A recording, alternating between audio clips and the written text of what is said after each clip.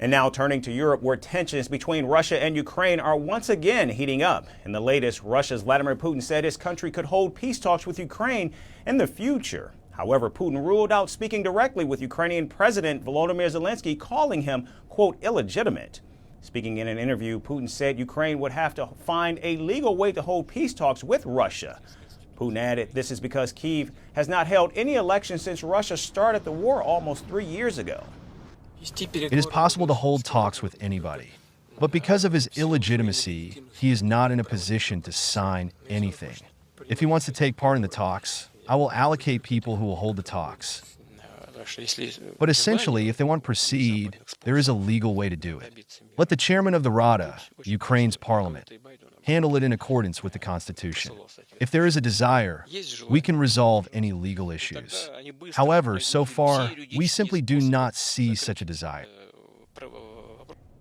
Putin further claimed that the fighting between the two countries could end in just about 2 months or less if Ukraine's NATO allies cut their support to Kyiv. Well, I think that Western sponsors, Ukraine cannot exist without them. They will not exist for a month if the money stops. And in a broad sense, the cartridges.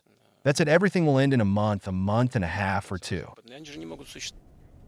Now responding to Putin's claims, Ukrainian President Zelensky posted on social media platform X that the Russian leader was afraid of negotiations.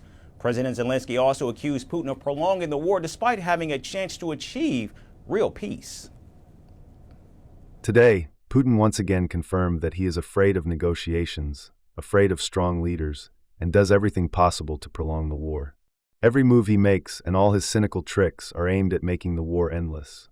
There is a chance to achieve a real peace, but it is Putin who is doing everything in his power to either continue large-scale killings or secure a pause in order to continue hybrid attacks while preparing for a new full-scale invasion.